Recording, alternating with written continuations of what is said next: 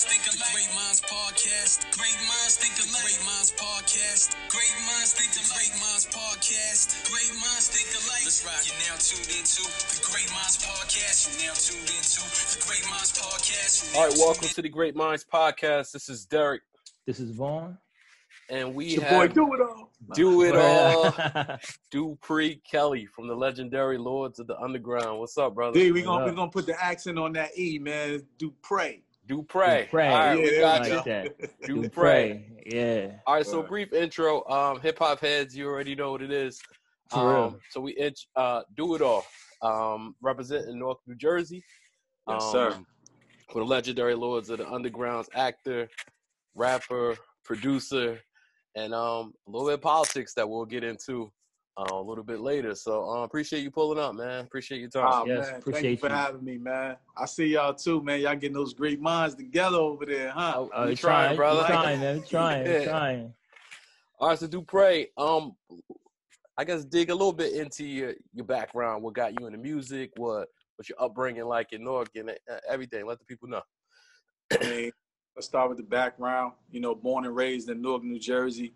Lived in every ward except probably one of them. We have 5 wards in Newark. I didn't live in East Ward, so you know. But I grew up in the West, though. Really, you know, a little bit of the South at younger years, but the West is where I really, you know, got everything that I became. You know, a lot of things that I became. So, you know, grew up in the West Ward. Was able to come out of there and go to Shaw University, and meet some other great minds. My brother DJ Lord Jazz and Mr. Funky Man, who's actually from Newark. You know, we had gotten into some trouble. We got into a program that actually sent us to our school. So that's how I met Funk, even though he was from Newark too. And you know, just to fast forward, we meet Marley Marl's cousin who goes to our school, Shaw University, and Derrick L.A. Jackson, and we become Lords of the Underground, tour the world, sell millions of records. And, you know, I get to come back home and bring some of that information that I learned and received while out touring the world and just learning from traveling. I get to bring that back to my city and kind of help my city catapult into, you know, the next progression of its life. Dope.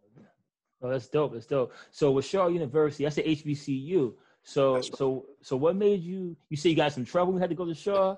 Or like, how'd you get to Shaw? Like, So, from Newark down there, you know, to NC. Yeah, man. So while, you know, shout out to a brother by the name of Hafiz Fareed, who was Lords of the Underground, one of their managers, you know, in the thick part of our career, throughout our career. And he was a Muslim brother who was also a mentor to me. You know, he was like a father figure in the sense of he made sure I was good on the streets and all of that. He made sure that he was also the chief of staff for a councilman at the time by the name of Grant, Ralph Grant Sr. at the time. And Ralph Grant Sr., man, you know, that's where I got the politics from. My manager made sure that we would be in the neighborhoods, handing out literature, doing things for, you know, the homeless community, the people that was on drugs and stuff like that.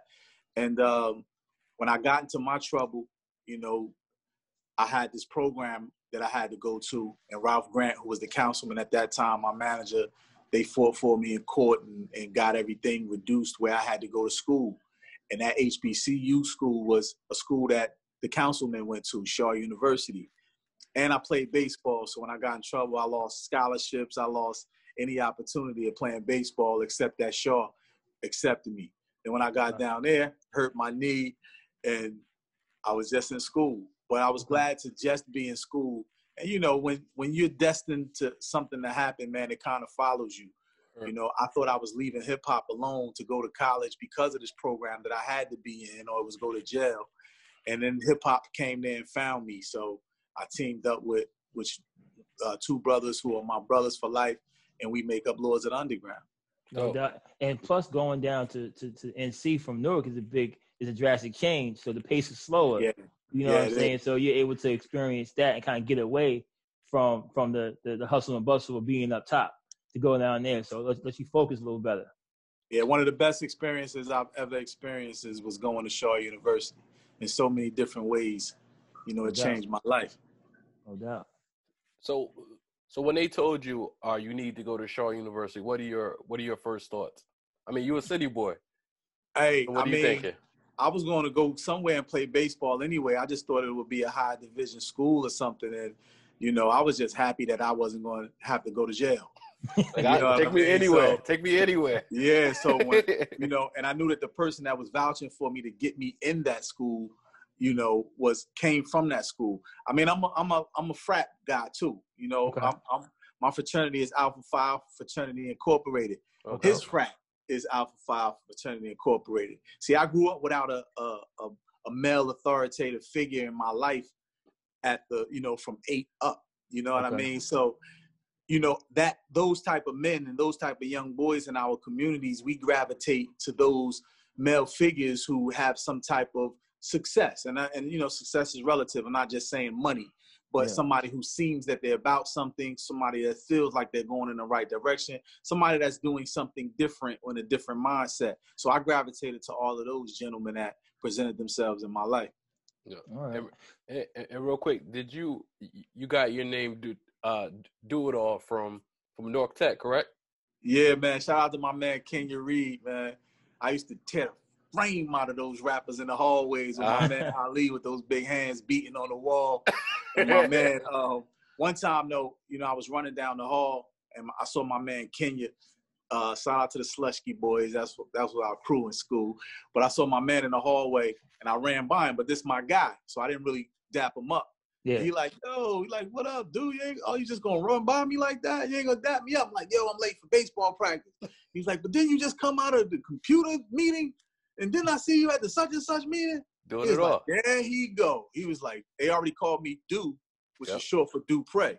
So he was like, there he go. Do it all, do. Do it all, do. We do everything in this school. Do it all, do. So I go to baseball practice the next day. I used to tear people's frame out rapping by the cafeteria in the hallway. And I was just happened to be battling somebody in the hallway. And he came down the steps, was like, woo, my man killing him. Do it all, do. Do it all. And he kept it up. So next thing you know, everybody started calling me Do It All. And first I'm like, man, stop calling me that. And then next thing you know, it just, instead of Do It All, it was Do It All, do, or it was Do It All. Right. And it just fit. It just fit. Yep. Word. Like I always say, you don't make your nicknames up, someone gives them to you. You know what I'm saying? So you can't call yourself, like, I hate to say it, we can't call yourself the king. I gotta call you the king. That's how it goes. Nice. I gotta call you a king. Yeah. Right. So so how did you actually get started in hip hop though? It seemed like you were doing it for a young age. So when did you catch that bug? You know, probably like in elementary school, junior high or something. When you say hip hop, I have to ask you because hip hop is the culture. Or are you talking about rap music? Rap. You know what I mean? No, what both then? Because hip hop. So as far as just being involved with hip hop, whether it's dancing, whether it's graffiti, and then the rap part. Yo, I love hip hop at an early age, man. I don't know how old y'all are, but I fell in love with hip hop in 1979. Okay. You know, I'm just a child, right? My uncle comes home from the army. He needs a place to stay. This is my mother's brother. We have an extra bedroom.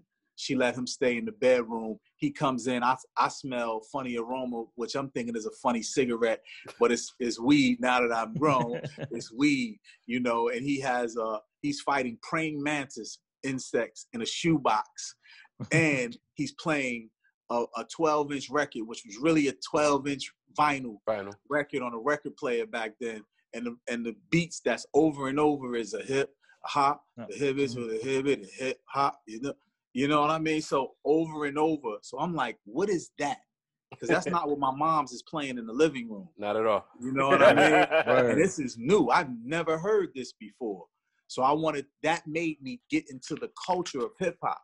And what I mean by the culture is I started to live, you know, its elements. Yep. I started to break dance. I wanted to, you know, I used to catch the train from Newark Penn Station to Manhattan, which I would never, I'm 10.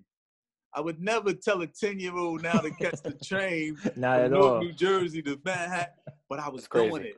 And I was going to couldn't get into the clubs, but I would go in and see the lines at the Roxy and all of these clubs, and I would stand off, you know, in the back, just watching, just looking at the sheepskin coats and the windbreakers and the, you know, I was living the culture by actually watching it. Then I started to try to tag my name, like the graffiti, and I was horrible with my penmanship, so that didn't last.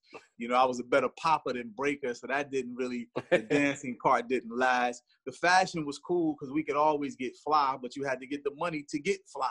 But one thing that I could do was I could narrate the culture. You know what I mean? And I could make people stop and appreciate it the way that I saw it. And that was just from the MC standpoint, man. So, you know, fell in love with the culture first, and then I fell in love with rap music and MCing next. Yeah, I would kind of say that's the same way I felt too, because you got me by a couple of years, but I remember living in the Bronx and just seeing the culture, falling in love with the culture of everything, having an older uncle that he had every new Air Max he'll have on. He'll come home from his McDonald's check, go and spend it on buying some clothes. I'm playing a Nintendo. But the first rap song I really remember that I fell in love with was Oyo 2 Top Billin'. So I remember that's one of my favorite all-time favorites. I remember, and that beat still one of the hardest. I remember being 7 or 8, and I was a little nervous, so I would be in the room, I'd be rapping in the mirror, and I knew the whole song.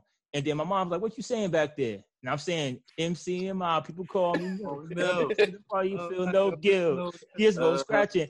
I'm saying this like, I'm like 7 years old saying it. Mom, like, that boy like rap. So that's kind of how I fell in love. So I wanted to see how you kind of fell in love with that too. But it's yeah, man. For me, it was Rapper's Delight, man. Yeah. And it's crazy because look at that. I fell in love with a culture that changed not only my life, but my family and loved ones around me lives too. But I fell in love with a culture through a hip hop song that wasn't even really written by them. Yeah, which is crazy.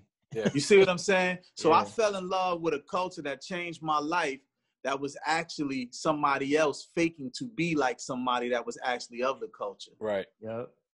That's crazy. So we got to be careful of how we disrespect other artists for doing what they're doing if it's catapulting the culture, something bigger than you, to a bigger mass audience. You know what I mean? So when you met like Marley Marl was like, I mean, he was like the GOAT producer back at that time. And I guess it's coincidence that you met his cousin. How did you feel like being around Marley Marl the first time? Well, at first I didn't even believe it was real. Like I was like, the crazy thing is, like I said, I'm an alpha, so I guess I was trying to impress the alphas at one of their party, and I had a fight at the alpha party and broke my hand. Okay. So I broke my hand, and Marley was supposedly coming to see us that weekend. I didn't believe it. You know, I came from an era like, just show me. I don't really, all that talking, you know, so I didn't believe it. Even, and Derrick, shout out to Derrick, L.A. Jackson, he was a fast talker, but he didn't lie.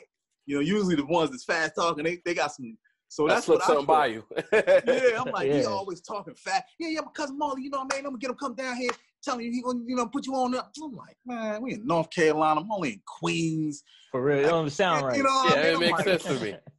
This guy, lo and behold, man, a limo pulls up, and I'm still not believing him now. I got a cast on my hand, a limo pulls up, and he's like, yeah, this Marley sent the limo for y'all. Lord Jazz works at the hotel in the kitchen. I get in the limo, no Marley Marl in the limo. So I'm like, see, told you, he game. He think he can get us with some limo. And we go to the hotel, pick up Jazz, Funk in the car, and who jumps in the car with a bottle of champagne and be like, yo, what up? Wow. Marley Marl. I was like, oh, wow. He just down to earth, too. Word up, man. He came to see us perform at a show. You know, they had a show there. They let us perform. Man, I had the broken cast, so I stuck the mic in the hand and was just rhyming like this all night with the cast. Somebody got to have footage of that, too. I think somebody had it. And he just put his arms around us after that, man, and said, when y'all coming up to the house of hits. Wow. And was Redman y'all DJ at one point? So before I got to Shaw, me and Redman grew up. We've known each other since we were about 10, 11 years old. And he was my DJ in a group. I thought I was Big Daddy Kane. I had the dancers. I had the DJ. Shout out to Big Daddy Kane, one of my favorite artists, man. And Red was my DJ. But Red always wrote freestyle, like writing in his head, and was just so ill on the tables and freestyling. Like we had a set back then when he was the DJ that he would just rhyme, like freestyle, just rhyme over a break or something and kill it. Did you think he would be? Did you think he would be as big as he ended up being? Yeah, I thought Red would be anything that he wanted to be because he was always ill. If he wanted to be that DJ, that was the best DJ. Like people don't understand. Like, you know, when you see people that have a great success, you be like, oh, that's dope. They did that, but you don't really know like their work ethic. Yeah. You know, and some people, you know, they work a little bit, but when they make it to a certain height, and when you're around that, you're like, oh, that's dope. Then when you see somebody who worked way harder than that and they way above it, you're like, well, dag, if he was to work harder, he could even be. Red is one of those guys that he works. He don't want you to give him anything. He want to work. That's dope. You know what I mean? Like whatever. If you say, yo, Red, I want you to come produce the podcast. He wants the walkie-talkies, the headphones. Okay, let's switch on. Let's go to Derrick. Yeah, let's go to. Yeah. Okay, back to Vaughn. You know what I mean? Like he want to work. Yeah. So he was always that type of dude. So I knew that whatever he put his mind to, he was going to tear it out the frame, man. And he's one of my favorite MCs. Yeah, Red is ill, man. We're one of the ghosts, honestly. I think one of the most underrated rappers I think ever. And like they said, what they say? Hard work beat talent when talent don't work hard. That's you know right. What I'm saying? So if you don't have both of it, you know what I mean? But if you have both, you got something special. So think about what we had with Jersey, right? So like me living in New York at the time, moved to Jersey.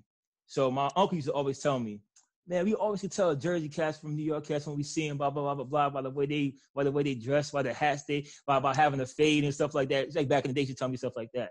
So how did you guys see that, like being right next to New York, right? And New York being that Mecca, and you coming from Jersey, and Jersey got a whole bunch of talent, you know, not talking about Queen Latifah, Know by Nature, everybody's there, Redman.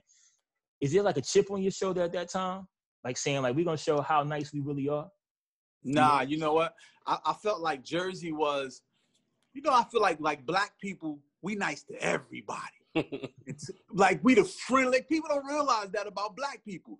We nice to everybody. We really forgive everything. We're accepting. We accept everything in. That's how Jersey was. Okay. To hip hop and to New York. But we didn't get the love back. That's how we felt, right? So it didn't put a chip on our shoulder. We're prideful. We're Newarkers. We can be prideful at times. We just look. We felt like hip hop skipped over us and went to Philly. When we right next to the Mecca. Why y'all skip? Okay, so now watch what we do. We just going rock with ourselves. And that energy created the 90s. Like you have to, and this is no disrespect to, like we love New York. We right here. We live 20 minutes away on a good day. You know what I mean? An hour to certain parts. It's probably quicker to get to Manhattan for us than to get to Queens, than somebody from in New York to get back to Queens. You know what I mean? So definitely. So my point is that in the 90s, Rod Digger, Redman, Lords of the Underground, every member of the Fugees, including Lauryn Hill and Wyclef, Lakim Shabazz, I Got the Power, what's my man? I'm bugging right now, but I'm gonna say his name. Mark the 45 King came over here. Queen Latifah, you know, Wise Intelligence. I mean, just even South Jersey, you know, YG. Outsiders. Excuse me, the Outlaws that ran with Pop. Yep. The Artifacts. Yep. Channel Live. Yep. Like I can just. Now all of this is 90s. I'm not even talking about like 20 years apart. I'm talking about. So when you think about that, Chill Rob G, excuse me, and other people are from Jersey City. I'm tripping, but you know, I ain't gonna be able to do it. Can you do that? Double X Posse. Double X Posse. A lot. My King's Son. Yeah, a lot. Half of Das Effects. Dre from Das. I mean, the list can go on and on, but my point is, if all of this is happening at one particular time, why when the 90s is not mentioned, they don't say Jersey? Barely. Like, I mean, it's say right there. I'm not making nothing up. Like, this is stuff you can literally look at. I'm not. Right.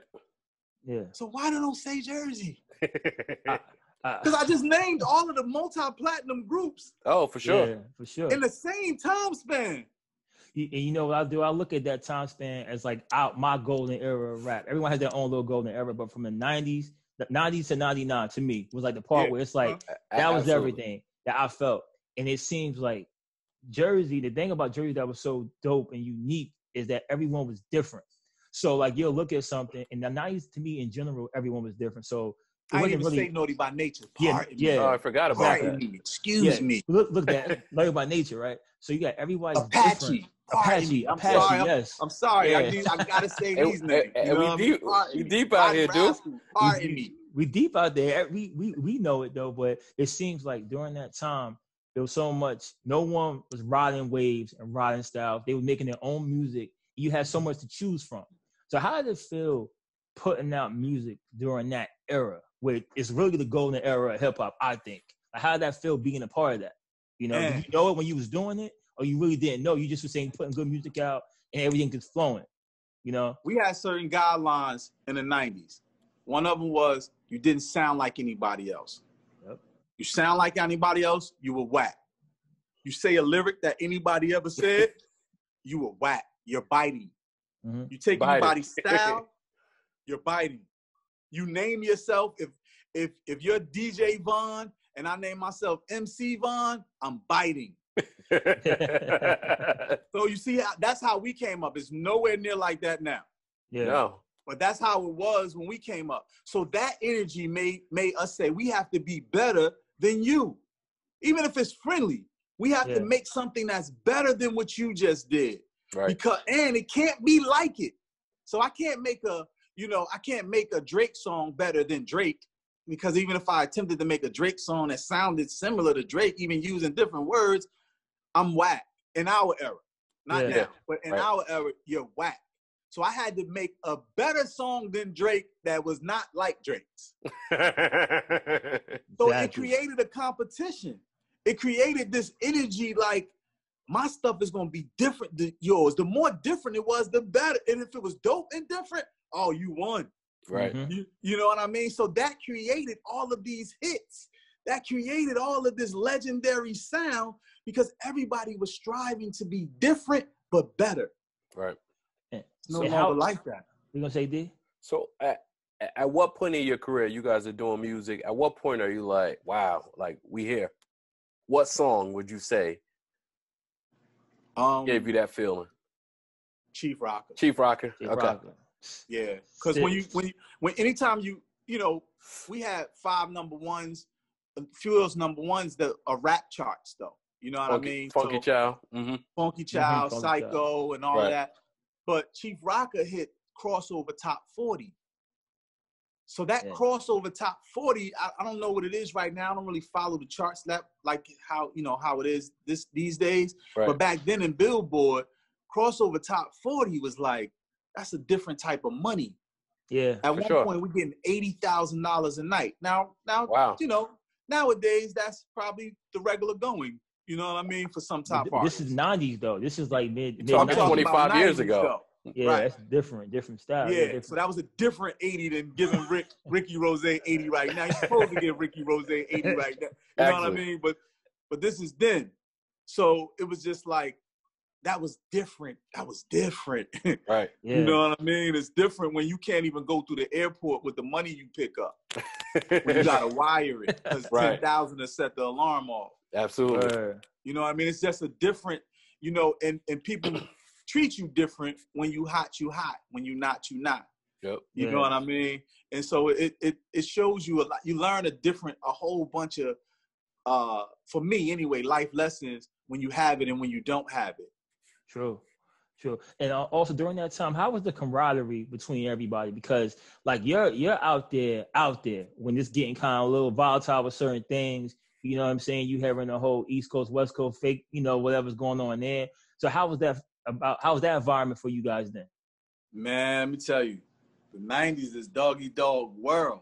Because whatever we said, see, well, the way we were taught the hip hop was MCs narrated the culture, and you spoke about the culture and talked about the culture by using its elements. Right. So whatever you saw around you, however you lived, you talked about it through its elements. That's how it was generally, that's how I learned it. You know, not saying it's all the way like that now, but that's how I learned it. So when you talked about certain things, if you didn't live it, see it, or your man next to you didn't do it, you didn't really talk about it. So when people was talking that, people would definitely try him or not try him, or you had to live what you were saying. Yep. So it was real, you know, some dressing rooms was real tough to go back in. It's like being on a yard. You know, it's like being in jail. You got all of these street dudes from DC, these street dudes from Cali, these street dudes from Newark, these knuckleheads right here knock your head off from the Bronx. These Harlem dudes, they getting money and they gonna protect. You know what I mean? So it's like all of that was, but when you was cool, you was cool. But when there was beef, it wasn't no internet. You saw somebody at a show. It was on. You know what I mean? So you either squashed it then, or you got into it. Yeah. You know what I mean? So I saw you you posted the picture with Pac. Yeah, man. Rest easy to my bro, man. So you had a relationship with Pac. Yeah, definitely. All right. So what was that like in the heat of it? Like, now we're just fans. So we don't know like what the inner workings are, what your relationship with Big could have been. What was that climate like with this West? I mean, you had two of the biggest rappers that literally made one coast hate another for a little bit of time. I think the media made the coast. Yeah, the media. Okay. I don't think it was them. I was gonna say the same thing. Dude, I don't think it was them. I think it was the media and perception, because basically there's no internet, right? So it's like I go to the Vibe or I go to the source. So if I put an article that I could have did a month ago, it comes out now. You just seeing it now, like, oh, you feel that way now? It was 3 months. By the time we got months. we got the magazines back then, yeah, the information was 3 months old. Wow. So the information that was current to the masses was actually 3 months old. That's crazy. I never knew that it was that big of a gap. That changes Big everything. Gap. So to that point, to Derrick's point, like what was going on with that and your mindset, like seeing that transpire? Man, I had love for Big. Big was a good dude, you know what I mean? And Pac was a good dude as well, man. Big loved Pac, man. And you talking about that thick of the time. Yeah. Big loved Pac, man.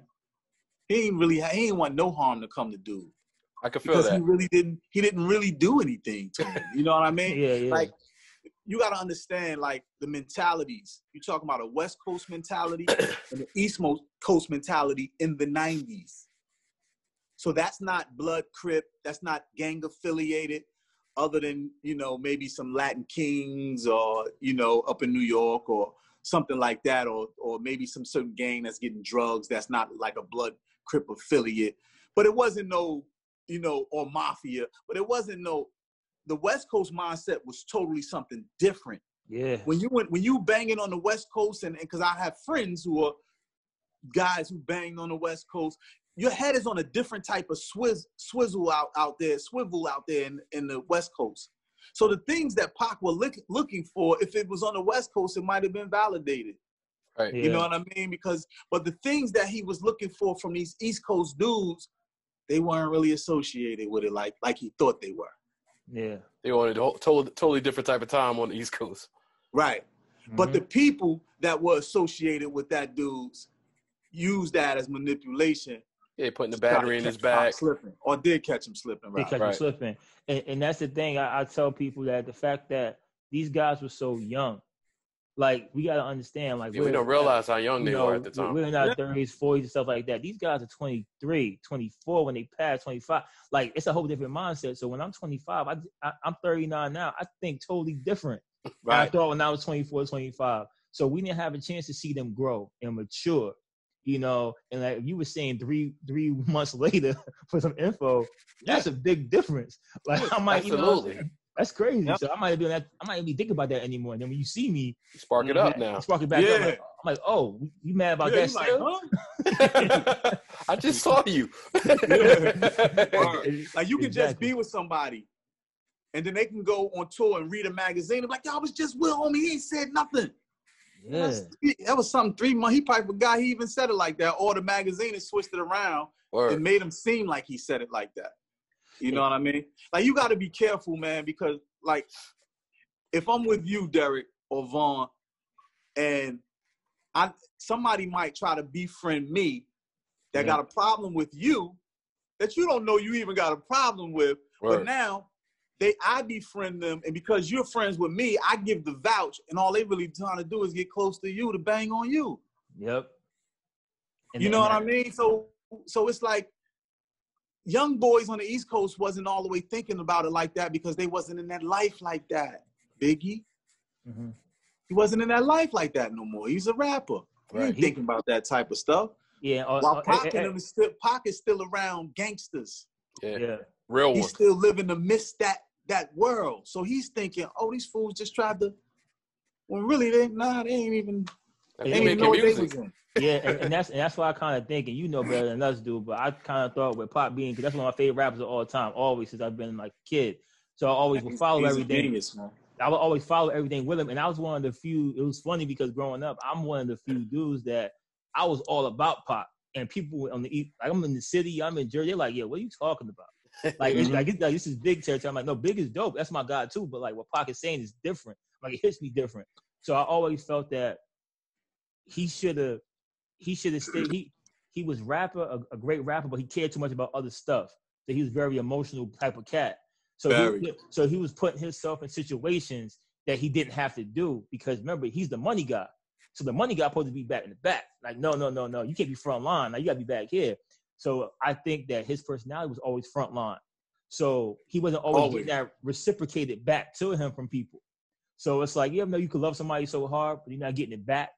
You know what I'm saying? And you don't understand it. You're like, that just makes you flip. Like, I gave him mad love. It make you go crazy. And I told people that the fact that he was like that, it made it cool for rappers to have different perspectives. So you can make music. I could be angry one day. I could be happy another day. He was showing all the emotions in music that other rappers wouldn't do. Like he'll do Brenda's Got a Baby, and then Bitches of a Rider. Bitches of a Rider. Like, he'll do whatever he want to do because that's the way your brain works. So it's not being a Gemini or being like skits or flipping. It's being human. Every day you got a different emotion. So I think that's what he opened up. So I'm glad you gave us a little insight to that thought process because me being a fan, I could see it from the outside, but you never truly know. Like you dead on though, bro. I mean, from my experiences with Pac, you are definitely dead on, bro. He's an emotional guy. If he was around some gang bangers, he want to be the gang leader. If he was around some religious leaders, he want to be the pastor. If he was around a bunch of Muslims, he want to be the imam. You know what I mean? Like that was just his nature, man. Good dude, and he's just passionate. Sometimes let the emotions get the best of him, as we all got to see and witness. Right. But he left a lot of jewels. He left a lot of gems, man. And one of them he left with me in a conversation is the reason why I ran for politics. Okay. Definitely get into that one. So, that's like a big thing. That's unbelievable. Like, you know what I mean? Yeah, I mean let's transition since we did. So what got you in the politics? I know you're from Newark, so you want to rep the city and help the city and everything. What made you say like, I'm gonna do this? So a conversation that we had, we was on Tupac's tour years ago. I want to say maybe 92. It was us. Outkast was opening up. They had Patrick the Dancehall Queen at the time. Oh, Patrick, that show was crazy. Pull up to my bumper, Patrick. Yeah. It had Jeanne. Shout out to Renee. Groove thing. Yeah, and they had Fam rapping with them on the road too. Okay. And it was Tupac's tour. And Biggie used to sometimes be in the van with us too. Thug Life was with Pac, so they was on the road with him too. We used to share a van with Pac. Once we got to the venue, we would go share a van going back and forth to sound check with Tupac. And, we just got cool. We got into an argument about something. And then after the sound check, we got cool. He bought a T-shirt to my room. He bought a 40. He had a blunt behind his ear. He had 2 40s, actually. He came to my room. I looked at him. He handed me a 40. I let him in. There's 2 beds in there. We both sat on each different one of the beds. He looked at me, cracked the 40. He's like, yo, you know you was wrong, right? Without an argument we had. I was like, I wouldn't say nothing. But he's like, that's why I messed with you, because you know you was wrong, but you still stuck up for your team and blah, blah, blah. So we got into this conversation. And for me, he transformed. You got to understand, we 20 years old at this time. Yep. You know what I mean? So here is a 20-year-old talking to me about finance, talking about economics, talking about youth programs in the community, talking about becoming more popular as a rapper so we can create these programs, talking about, you know, all of these things of doing for people in our community to make our communities a better place, talking about quality of life.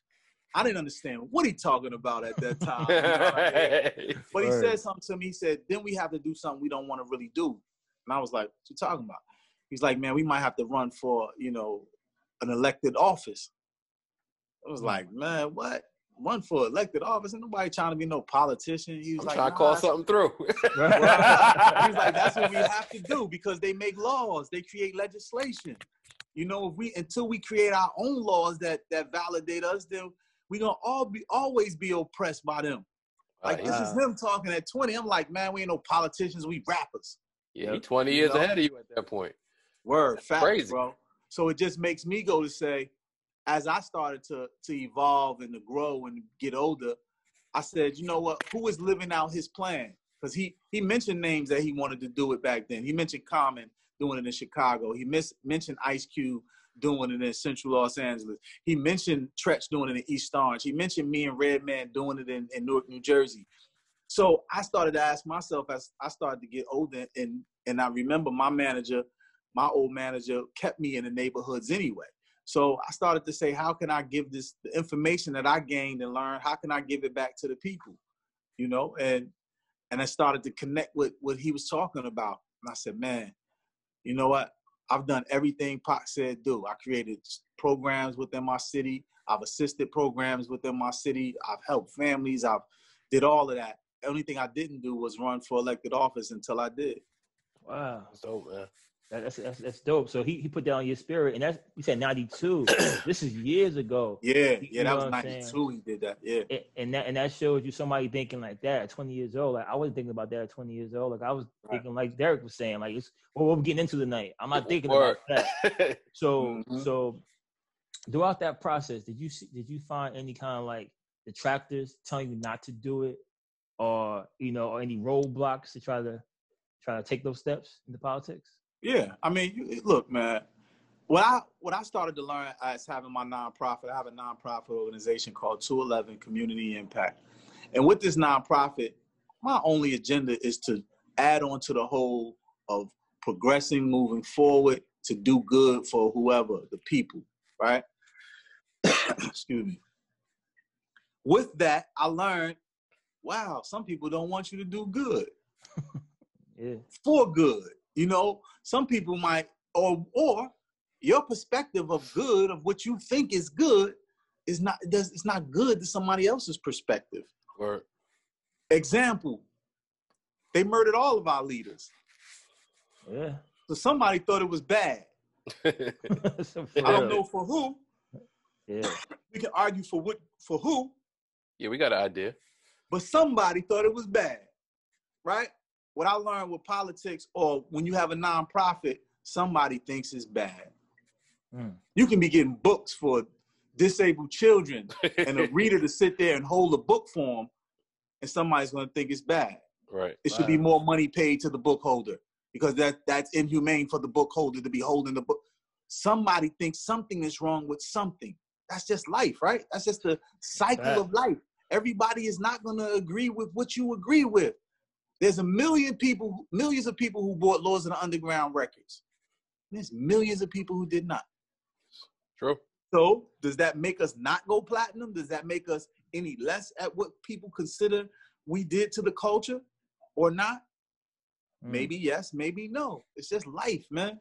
So don't get caught up on that other side of the scale. Get caught up on the scale that continues to move you forward, continues to bring you joy, make the people happy around you, and hopefully inspire them, and influence them to be better, to make their best better. No doubt.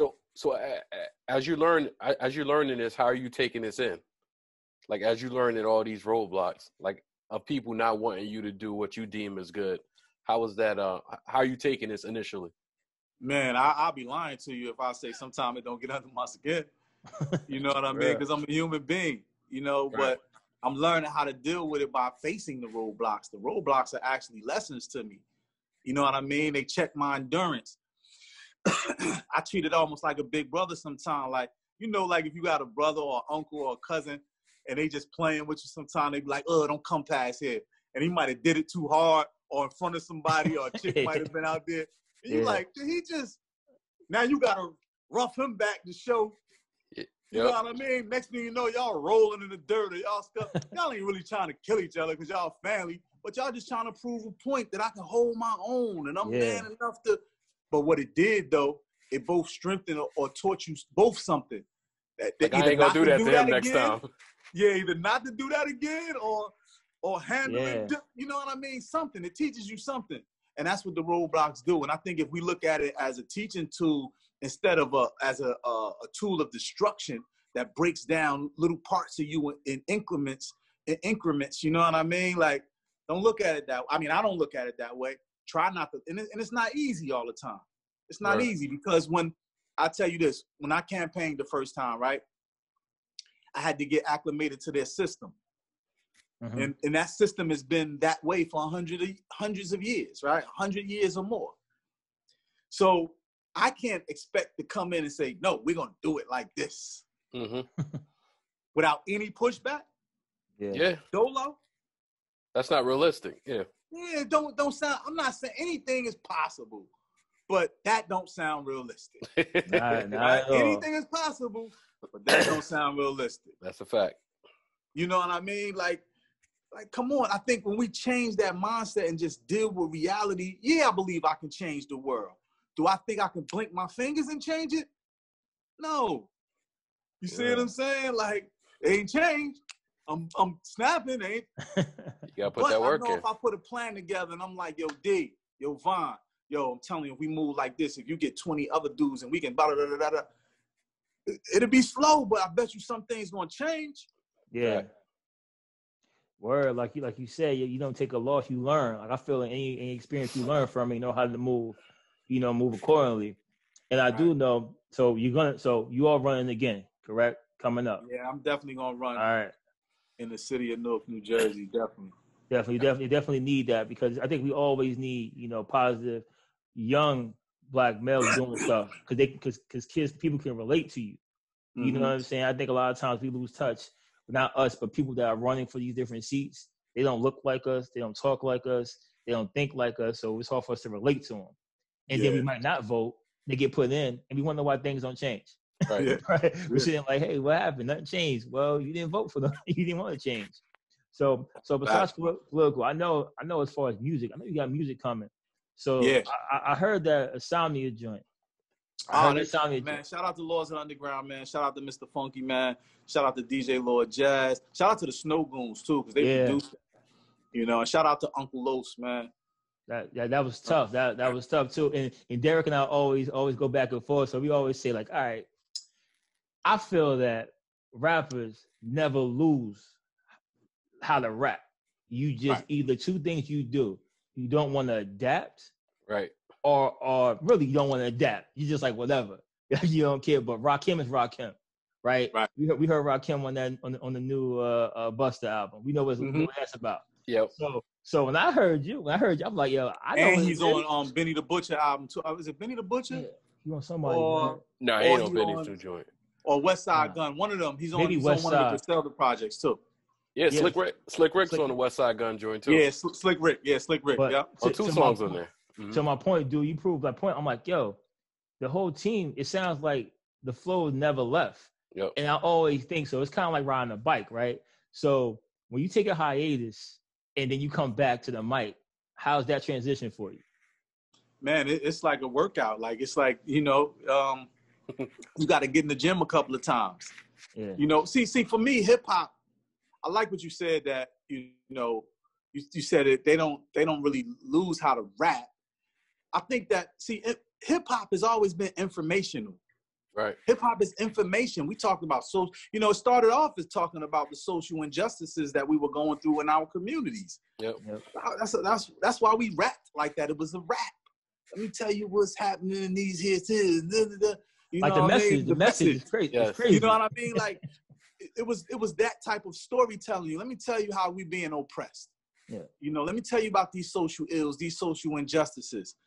So it was so amusing to people by you putting it in a rap form, but you telling the story. Mm-hmm. Graffiti did the same thing. When the trains passed by, you could tell whose hood it was. You could tell who they had beef with because they was crossed out. You could tell all of that type of stuff. So hip hop always told the story. You know what I mean? So when you come away from telling the story, it's like it gets lost. You know what I mean? But I don't want to go off on a tangent. Say the part that you wanted me to answer again. I like want to get back.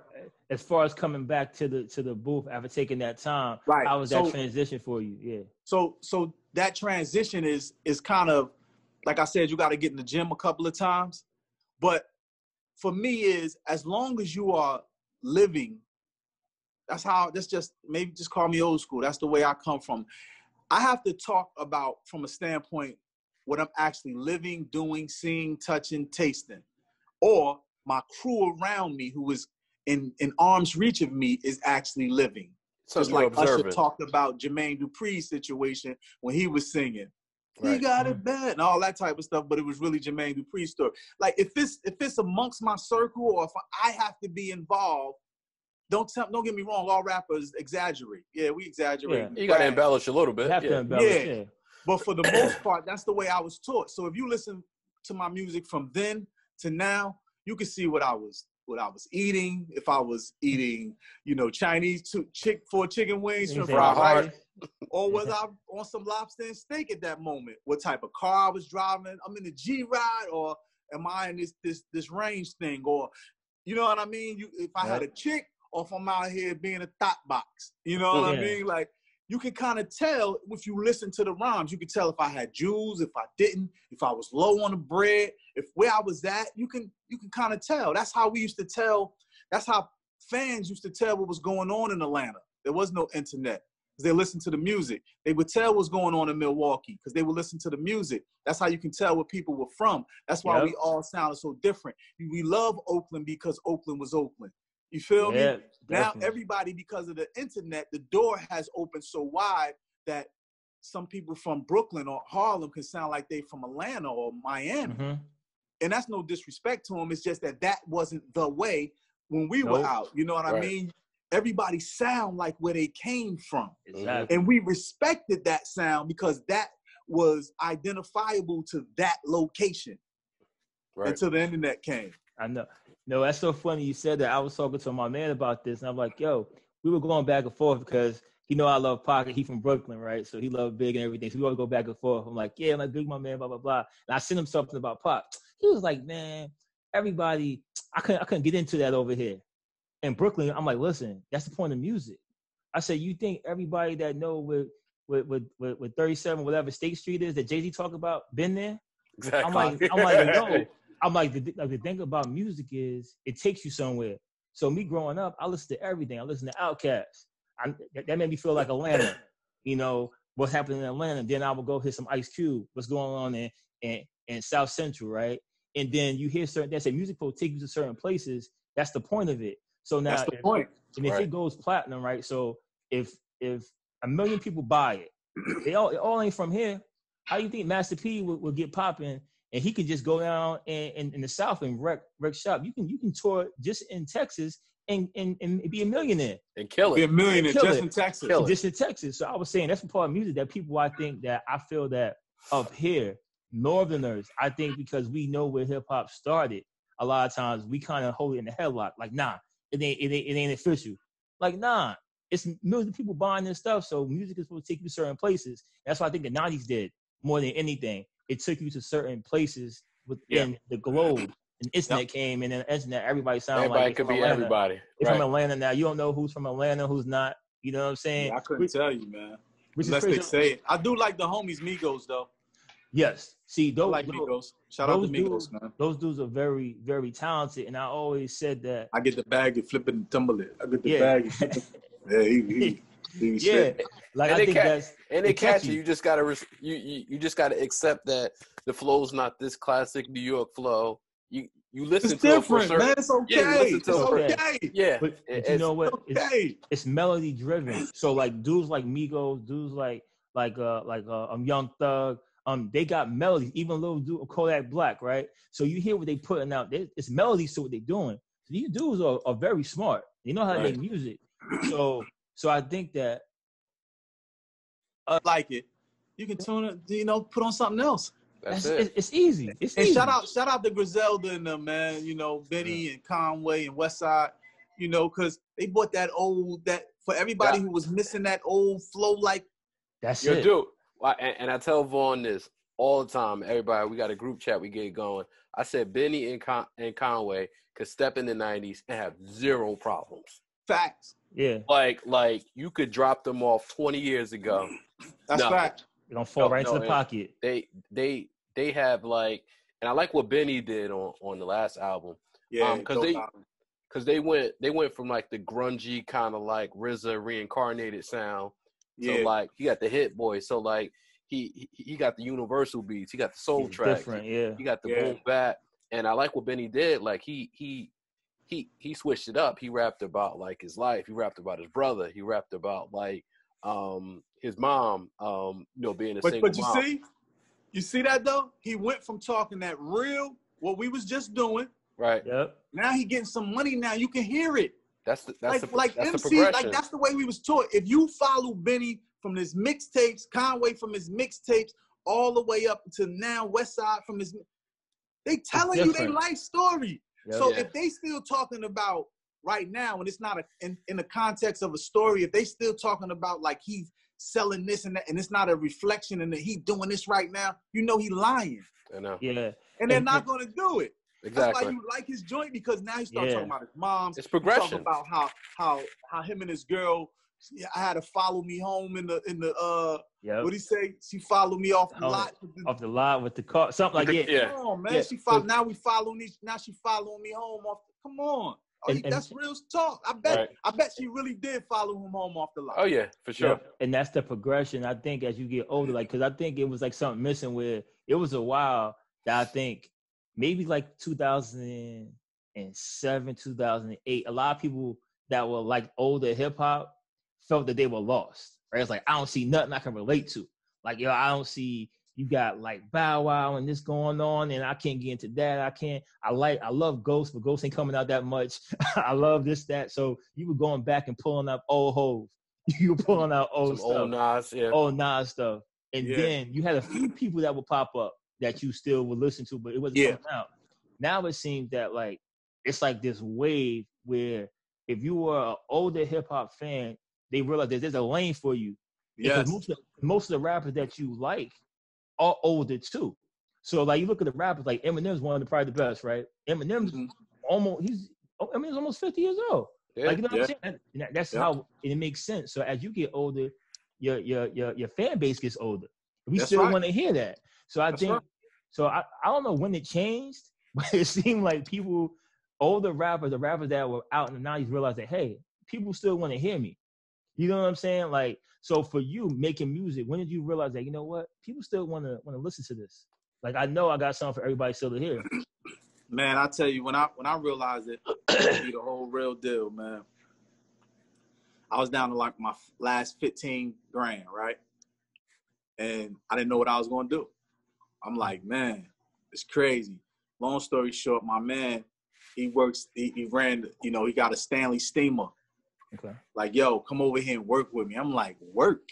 I'm coming from. I got platinum records. What you talking around about? The world. Oh, you talking about? See my face on television a month ago.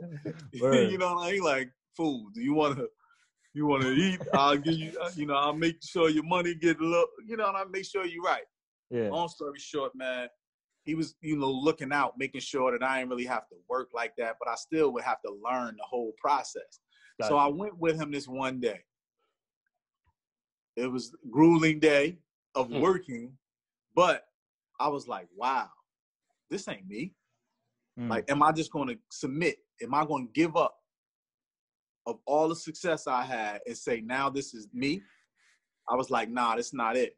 So I'm thinking about, like, how do I get out of this? Like, how do I change my life around and not let my past be the thing that killed me?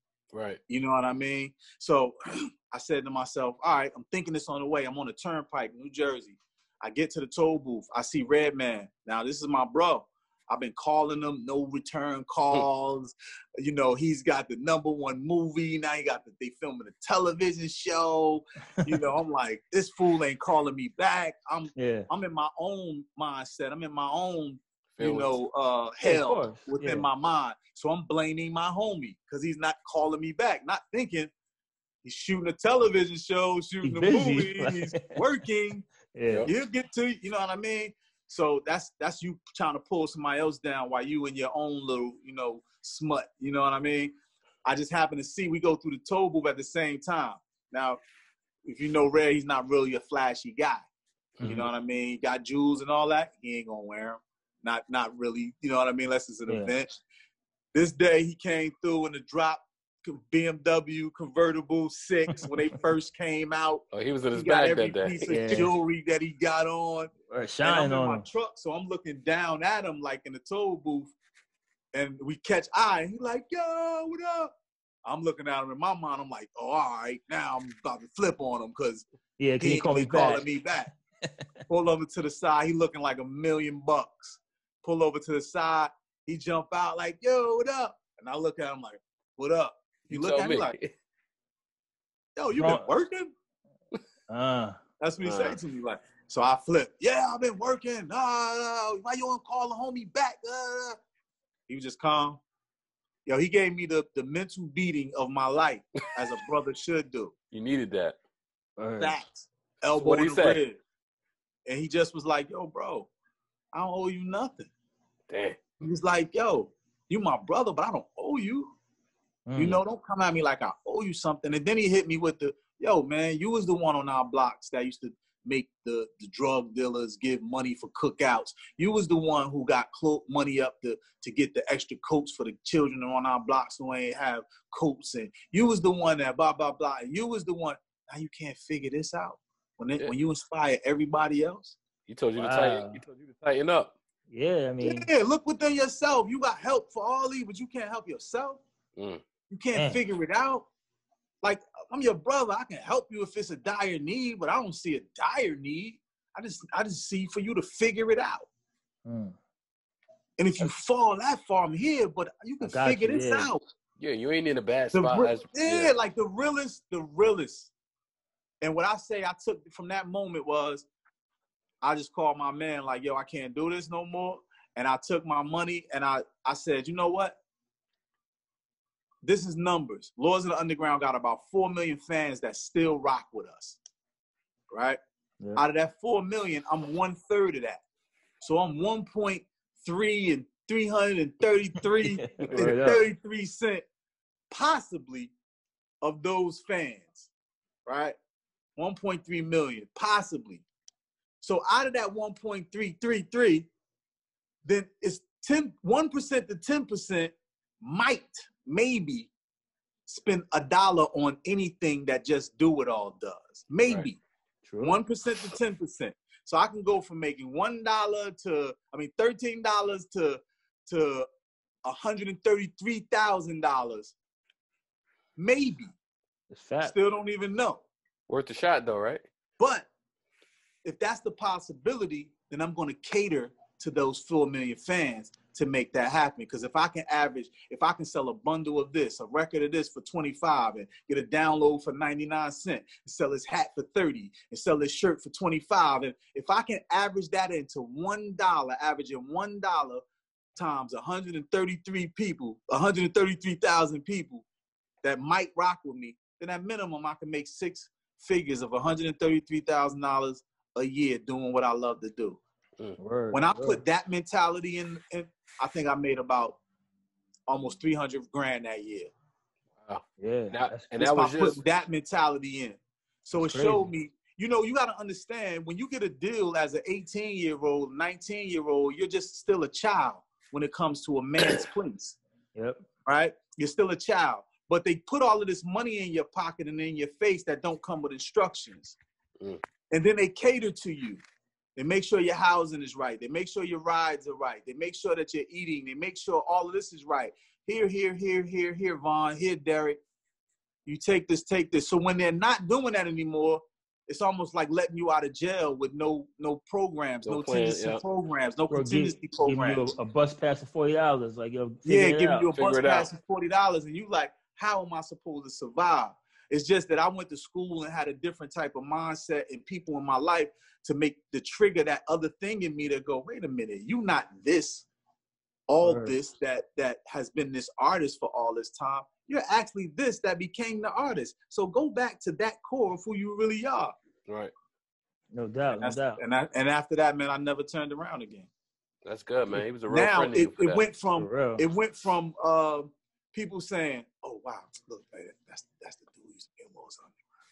Look at him, that's that dude." To yo, look, that's the dude who used to be in Laws Underground. It's a whole different convo. Oh, different convo. You know what I mean? But you know what's crazy that I always see, it seems like, and it happens to, I think it's the toughest thing ever for anybody. I've never been there before, so I can only understand what you're saying. But for you to have fame and to have certain things and all of a sudden it's gone, like it's like a roller coaster. Like it's like somebody just dropped, like you said, somebody dropped you off. And I remember there's no way to really deal with that. I remember hearing the story about Twista. And Twista, you remember Twista was on, the first thing I heard Twista was on was Do or Die, Po Pimp, Do or Die, right? Yeah. I just love that song. So Twista said he shot the video, he did it, and he was working at the car wash. He said a dude pulled up in the car wash and said, yo, ain't you the dude that was on Do or Die? He said, yo, he looked at himself, dropped the stuff, and never came back. You see, that's the worst thing, because he said when people know your face and say you're not at the level they think you're supposed to be, or whatever it is, because people have a false sense of with money. Yeah, they have a false sense of what's going on, right? They think, oh, I see you on TV, you're rich. That's not really the case. No, not at all. So I think it's crazy that we need to understand that too. People shame people for having a job. Right. You know, like my man Elvin that working at Trader Joe's on Route 3. For the Cosby Show. Oh, right, Cosby Show. Yo, I seen my man. That's Trader Joe's I go to. I seen my man in there a couple of times. I'm like, is that Elvin? Maybe I'm bugging. Elvin. I said, maybe I'm bugging, but I'm not going to shame him. That's a job. Maybe some money. And and they were actually shaming him for working. To me, that's like what we got to change in our society. That's not cool. You know what I'm saying? What do you want him to do? What do you want him to do? On the block? Do nothing on the block? Yeah. So it's like, I think like people pray for that downfall. But bro, what Redman told you was right, though. I think a lot of stuff that we go through is all in our head. You know what I mean? And we fight our own demons, no matter what's going on. And sometimes you need somebody to kick you in the butt, give you that tough love. You know what I'm saying? Let you bug out on them. I'm like, yo. And then they talk to you like calmly. That makes you feel even worse. Like, he beat me up. I can't even front it. It was elbow in the ribs. My ribs was sore after that. He straight elbowed me all in the ribs. You know, because we put our own fears and discrepancies on others when they succeed, especially if we had a closeness to them.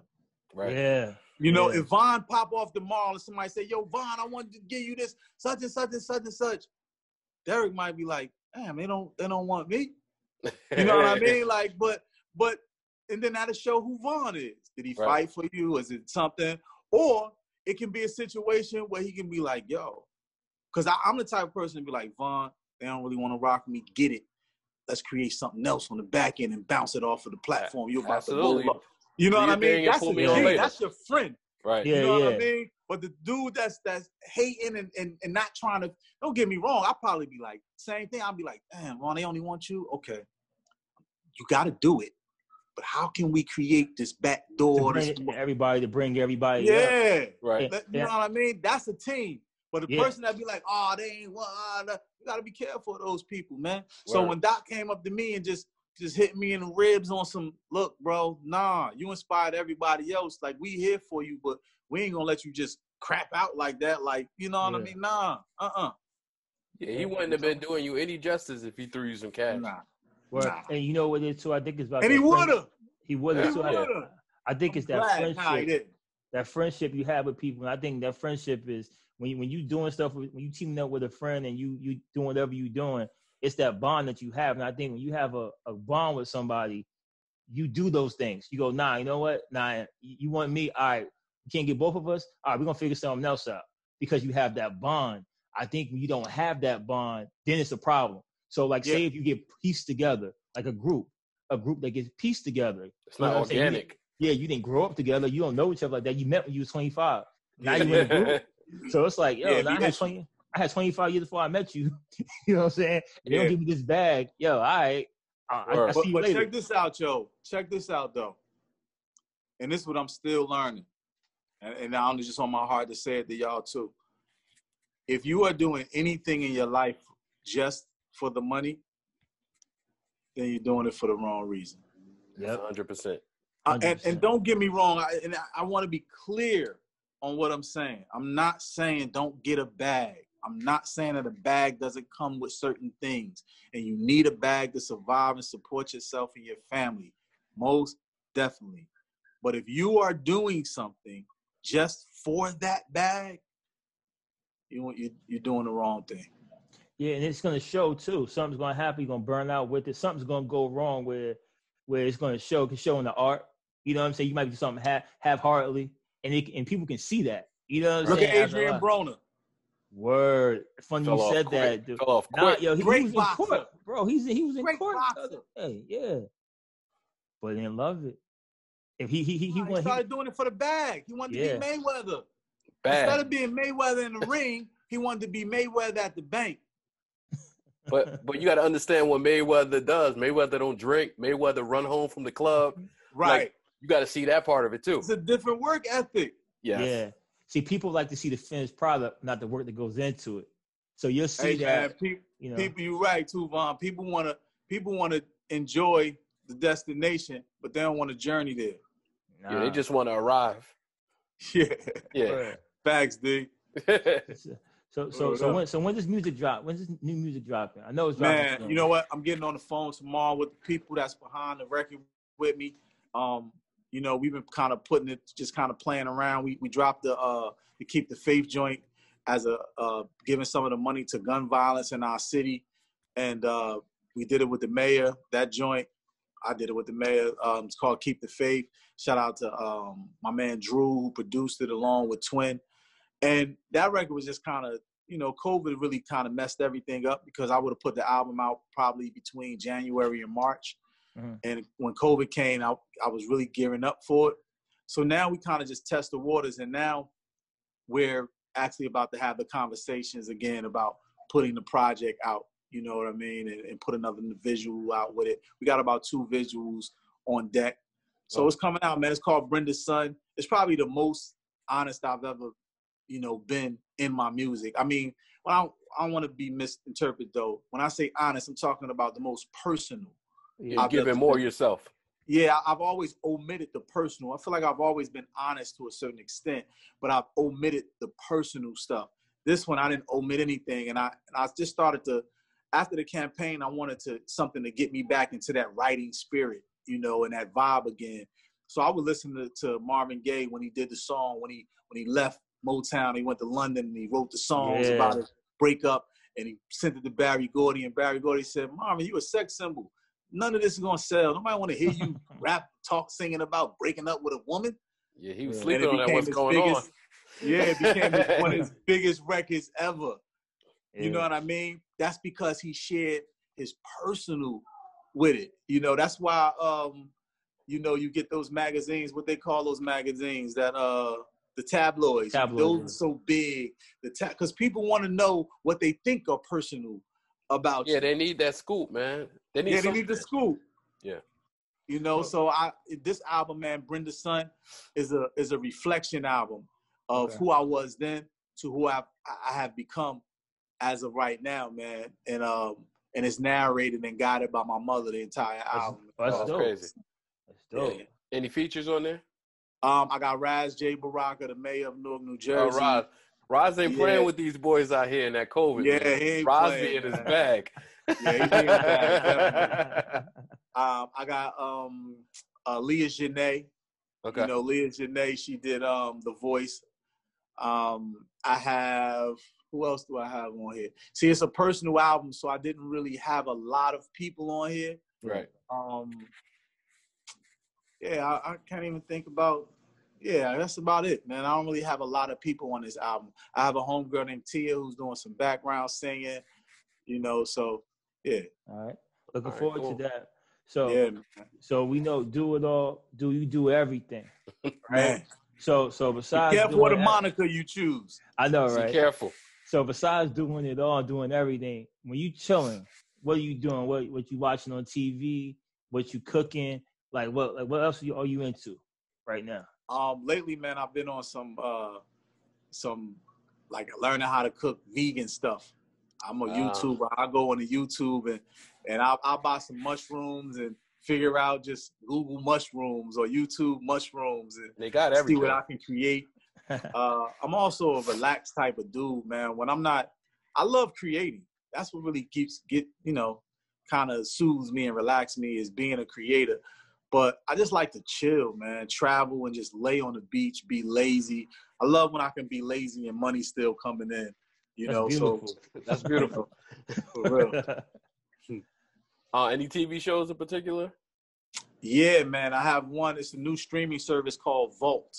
Okay. Like the Vault. And I have one called Conversations with Kelly coming up. It's a podcast, visual talk show. Okay. And I also have a project that we're doing with Tito's Vodka. Shout out to Tito Cares. Yeah. We're doing with the All-Star Movement too, and it's called In the Chair. It's a talk show about community show in the barbershop. Okay. Just like set up almost like a talk show too. So doing those. And man, I can't forget, man, we have this movie coming, man. I know it's been so long in the making. It's called Fighting to Be Dad. We're waiting for COVID to, really leave us alone so we can get to it. And we're starting to think of ways of how we can do it now, but it involves a lot of COVID testing and stuff like that every 2 to 3 days. But we're going to get at it. And shout out to Dame Dash. We have a zombie cop movie called Dead Money Ballers that we've been filming, man. So shout out to Dame Dash. Dame always getting it done. Dame always getting it done. Say what you want. Dame's going to get it, man. Yo, dude, if you ever need extras, you know what I mean? Somebody to lay somewhere, to prop up somewhere. Yo, just holler at us. Peace sign up. Yeah, we need all that. Like, he over there. Like, that's what you gotta say. We need all that. All right, dude, we wrap up our show with a rapid fire section. Cool. So kind of like a this or that or open-ended question, and we make it fun, and we hopefully we make it tough, make you make a tough decision. No doubt. Let's do it. All right, what's a feature you always wanted, but you never got? Like, who's a person you wanted to do a track with, or it didn't work out, or whatever? I never got to do it, but I got to meet him. Stevie Wonder. Oh, yeah, I always wanted to do a feature with Stevie. All right, I got to go on a tangent because Stevie is a GOAT, if not the GOAT. What was that like? What was that scene? So I'm gonna describe to you how I met Stevie. So he had a guy, because Stevie had a mansion in Bernardsville, New Jersey. I don't think he's still there, but we were in the studio recording the record TikTok on our Keepers of the Funk album. So in that studio session, there was a writer by the name of Birdsong. Birdsong is the guy who used to see walking Stevie around by the arm. Stevie was holding on to his arm. That's Birdsong. Birdsong is a writer.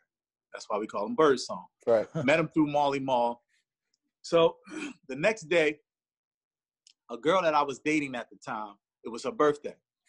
At this time, we Lords of the Underground. Like, we out here. We Migo status in the 90s. Right? So at this time, I rent the entire restaurant out for her birthday. Right? It was a model guy who owned these two models, male and female, that owned a restaurant down in Soho. Okay. I rent the entire restaurant out for her birthday. When I go there, the guy runs up to me, says, "Dude, I know you rented the entire restaurant, but there's somebody in the back that I could not say no to. I'll give you half of your money back if you wanted to stay here. I'll give you all your money back if you don't want to stay here, but I could not let this person go. So I'm upset. I'm like, man, it's supposed to be my surprise to the chick, you know. Let Raheem in. You know, restaurant. It's only us in here. So he's like, I got your table in the back. You can go back there.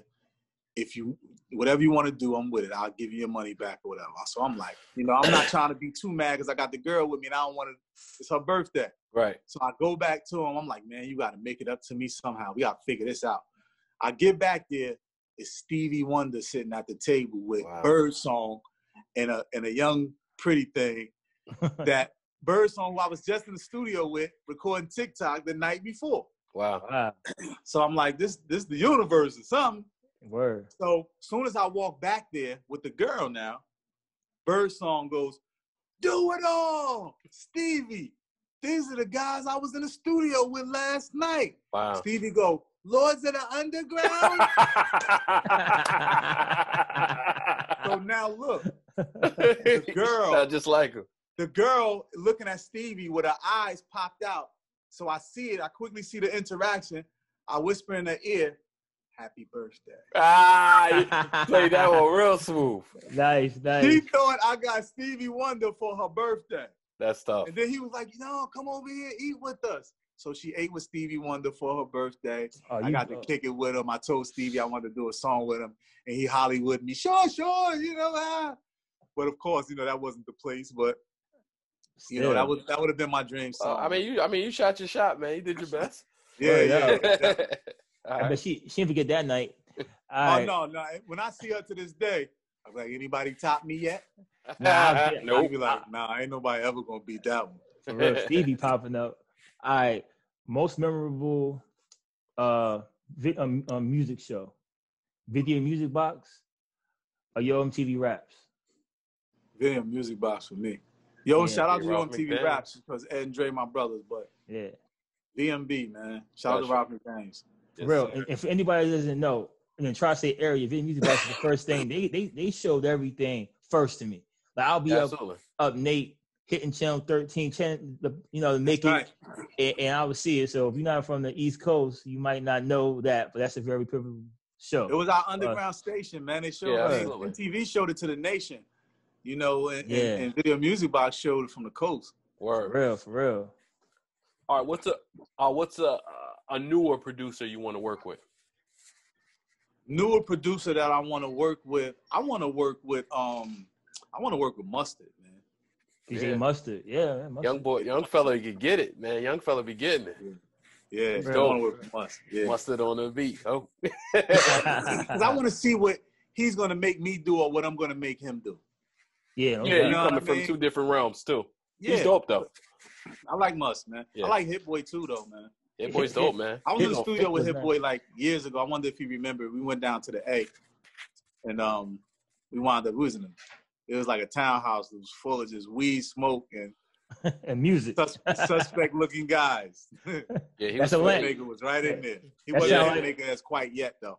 Right. Yeah. All right. Let me think. I got another one. So. I mean, Hit Boy. I'm serious. Yeah, Hit Boy. I know, because Hitmaker. Hitmaker, you know, that's Young Bird. That's Young Bird. That's I never seen Bird, man. I'm glad he made that transition. I never seen somebody do that in my life. He reinvented himself like no other. I never seen anybody do that before in the hip hop game. You know, pretty much just changed everything. Man, shout out to Young Bird. I mean, Hitmaker. Hitmaker. All right, this is an open-ended one. Can you name your most memorable time in the music business? The first time when you was like, wow, this is like, it can be more than once, but anything that's most memorable time. Yeah, I had several memorable moments, man. You know, like these are times and moments that seems like a fraternity when you in it. You know what I mean? And only certain people who have been signed or at least traveled with those guys, not even the ones who travel sometime, but they come close. But there's a lot of memorable moments. You know, I remember being on Soul Train and for the first time and seeing how small the room was, but on my little 13-inch black and white television with the hanger, with the bunny ears sticking out of it, it looked like amazing space. And I used to wake up every Saturday and turn to that WPIX to try to watch it here on the East Coast. And now me standing on stage being watched by my family was one of the most memorable moments. You know, buying my mom's a crib was one of the most memorable moments.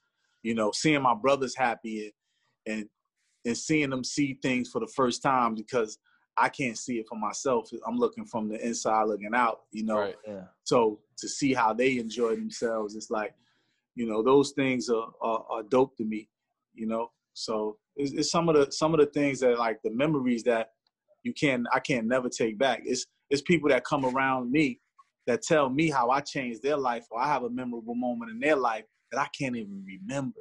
Wow. Yeah. So it's like, wow, Crazy. things that I can't remember are the most memorable things in your life. For somebody I else, mean, that's huge. Yeah. That's a big thing, man. Word. Real. I don't take none of that for granted, man, and like none of the memories, man. It all what it is, all what it was, and it is all what it is, you know. And I'm thankful that I get to wake up every day and create more of those memories. Right. No doubt. All right. I got my last one. What's your favorite album this year? I've been really on some albums tough this year. I'll share mine after. Okay. I like Royce's album a lot. Allegory. That's Yeah. up there for sure. Yeah, I like that. I've been on some Griselda, all of their albums lately, man. boom, boom, boom. I've been boom, boom, boom, boom, boom, boom, boom, boom, boom.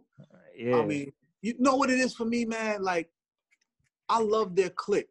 I like their clique for 3 different reasons. I like it because Benny I feel like he's very visual with his lyrics, with his lyrical, you know what I mean? Like, he's very direct. He paints the picture lyrically incredibly.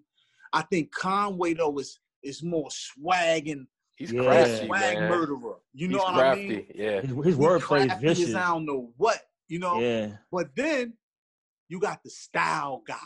You got West Fly Side. guy. You might not look at him, but you know he probably gonna be the flyest one in the room. He gonna do things that the other dudes ain't doing. He gonna mix match the designs. He gonna, you know what I mean? He gonna be that dude that the you fly gonna be guy. like, oh. And he pulling up in something wet. You know what I mean? Like, I believe all of that. And he might be supplying all of the people who are dope. On the fly. So I like all of that. So I would have to say them 3 as I got as a all collective. 3. Yeah, as a collective. What other album? I got a bunch of joint. Let me see. I'll tell you what's a joint. Like, I feel like a lot of people, I mean, you Jersey, Ransom is probably one of my favorite albums, the Director's Cut 3. Director's Cut 3, Ransom. Oh, Ransom, right. Yeah, the Director's Cut 3, Jersey I City. got Ransom joint. I ain't listened to it yet. Oh, man. Yo, it's tough. I downloaded Ransom joint. I'm glad you said that, man, because I'm definitely going to listen to it. Every joint is fire, but our favorite, we both got different favorite joints, but JD's Revenge. JD's Revenge. It's probably my favorite song this year. Yeah, JD's Revenge, right. JD's might Revenge. be the craziest because we works with Craven on that album. Craven, the producer out of Montreal or outside of Montreal. Oh, dope. We had him on the show as well. And yo, Ransom too. The soul beats that he's on a different level with his beat making. Like, you can tell, like, it's different. Like, it's like Craven? hard. Yeah, Craven is like hard. It's like Nick Craven. Nick Craven. Yo, it's that D. What you say? It's like, I know that name, yo. Yeah, you probably see it a lot. Yo, he doing everybody right now? He did joints for Conway. He got joints for West. He did Young Ito. He did all 3 of Ransom projects this year. Joint with Freddie Gibbs, I think. Some with Freddie. Like, he has like a horror. It's like a horror soul sound. It's like pain. Like, I know who you're talking about now too. He'll find that sample. Like, he'll find number 17 off of Marvin Gaye's album at the 2-minute mark. Like, he's not taking sexual healing. He don't obscure stuff. He going to number 16 and hitting the sample at the 3:39 mark. I like that. He digging. He's still digging. Right. Yeah, he's one of my favorite producers is out right now. But that Ransom Director's Cut 3 is I got amazing. it too. I haven't listened to it yet. I'm gonna listen to the joint. Amazing. And then the Shay Noir and Apollo Brown. The album is tight too. But So my last one for you, dude. So can you remember what's the first time you got the bag? What's the first thing you spent it on that you were like, yo, why did I buy that, man? Like I shouldn't have bought that. Like now thinking about it now, what's the first thing you man? you know? You know what? Like I don't have a one thing because I never was too flashy like that. I get a couple little cars here, but I wasn't that flashy. Mom's a crib, stuff like that. Shopping sprees, stuff like that for the family, all that type of stuff, taking care of family. But one time, I don't know if y'all remember Santana. He was on Steve Harvey's show. Yeah, my mom said, rest in peace, man. Rest in peace, God bless. Rest in peace, man, to the homie, right? So I moved to California. Me and him link up. We go to this party. It's Diddy's party in L.A. I forgot the spot. We still young. Santana's the man with all of the women. He's on television. He's popping. That's Romeo. You got the muscles. Yeah, he's popping. At this time, I was in love with what's the Ali from LL Cool J show. Layla Ali? No, you talking about Tatiana Ali. Tatiana Ali. No, you talking about the dark skinned girl. Maya Campbell. Maya Campbell. I said Ali. I'm trying to Ali. She was in bad shit last time I saw her, man. Yeah, I was in love with her at this time. At this time, she was rocking. So we go into Puffy's club. Oh, well, not his club, but his party. This time, he got J-Lo on one couch, and he got the model, what's her name that hit everybody with the phones? Naomi Campbell. We all know that. And I guess this time Puff wasn't drinking, or he wasn't acting like he was drinking. He always had a Gatorade bottle. And he just had red Gatorade, or at least we thought it was Gatorade, whatever. Yeah. So, and he had my man with the umbrella with him. Bentley. Yeah. Farnsworth. Farnsworth was cool. Shout out to Farnsworth. He was always cool. So Farnsworth see us out there. It was me. I couldn't get in. Santana couldn't get in. What's the guy from Blackish? Not Anthony Anderson. Anthony Anderson couldn't get in at that time. We all in the parking lot. Damn. Cracking on each other. And Farnsworth comes out and gets us. I don't think even Anthony even got in with us. Like we was more famous than Anthony at the time. Wow. You know what I mean? So we get in. I see the girl. I see Maya Campbell coming toward us. So I tell Santana, I'm like, yo, I'm in love with this one. She is blah, blah, blah. He like, word you do? He's like, yo, watch, I'm gonna call over here. Gaming, playing. Yeah. He called over and started kissing her. Oh, wow. Wow, that's crazy. He played me out. He was already, man, we had such a good time in there, though. That night, that's when I ever spent the most money I ever spent, and I said I'd never do it again. I spent $19,000 at the party. You thought you had that Diddy bag in there? That Diddy bag. I don't know what. I mean, I woke up still cool. Yeah. But, you know what I mean? I woke up like, you feel a little bit. Almost like I had a cavity. Like, this shit hurt. Yeah. That was probably probably the wackest purchase ever in my life to me. Spent a night almost $20,000 at a bar. Oh, but look, you got memories, and you've been around a lot of great, influential people, man. You know what I'm saying? So it's kind of like you can't never. My thing is, you got memories. You take mental snapshots, right? You can never get those back. Word. So to me, if you spend $19,000, it hurt, but you never forget that story. You know what I'm saying? Facts. That's what it is. Rest in peace to my homie too, because that was a moment I got to share with him, man. You know. Yeah. Damn. All right, Dupre, we gonna wrap it up, man. You want to shout out? Man. You know, thanks for making time for us, man. I thought we appreciate that conversation was dope, man. Glad to get your insight on yourself, appreciate it, man. Groups that we like, and some of the other greats that you got to spend time with, man. That's dope. You want to give your IG, your website, anything you got going on? Yeah, all your stuff. Hey, man, follow me, man. You can support the nonprofit organization. 211 Community Impact. That's the numbers 211 communityimpact.com. You can also follow me on Twitter and IG at Do It All. That's DOITALLDU. So Do It All Do. Twitter, Instagram, and Do It All Dupre Kelly. I mean, Do It All Do Kelly, DU Kelly on Facebook. You know what I mean? You can find me anywhere, man. We back at it, man. I appreciate y'all. Brenda's son. is coming very soon, man. I'll probably have a date tomorrow, but it'll definitely be before the end of the year. No doubt. Well, we definitely pub that too. Appreciate your time, bro. Definitely. Appreciate it, Kings. Y'all salute. Yep. You can catch the Great Minds podcast on Apple, Spotify, YouTube, SoundCloud, and everywhere. Appreciate y'all listening, watching. Peace out. Great Minds Podcast. Great Minds Think Alike. Great Minds Podcast. Great Minds Think Alike. Great Minds Podcast. Great Minds Think Alike. Let's rock. You're now tuned into the Great Minds Podcast. You're now tuned into the Great Minds Podcast. You're now tuned into the Great Minds Podcast. You're now tuned into the Great Minds Podcast. Derrick and Vaughn, oh boy, like Cam on a song. Culture safe now, thank God. The panic is gone. Time to heal from the pain. Take the bandages off. You gotta win. The stakes are high like a cannabis bomb. Okay, it's game time. Picture with the balls, that's a FaceTime. Great minds spreading faster than a rumor through the grapevine. Vaughn and Derrick, deserve the merit. All salute them. It's more than just a podcast. Show it's like a movie. Vaughn and Derrick, what up? Great minds think alike. It's the Great Minds Podcast. Great minds think alike. It's the Great Minds Podcast. Great minds think alike. It's the Great Minds Podcast. Great minds think alike. You're now tuned into the Great Minds Podcast. You're now tuned into the Great Minds Podcast. You're now tuned into the Great Minds Podcast. You're now tuned into the Great Minds Podcast.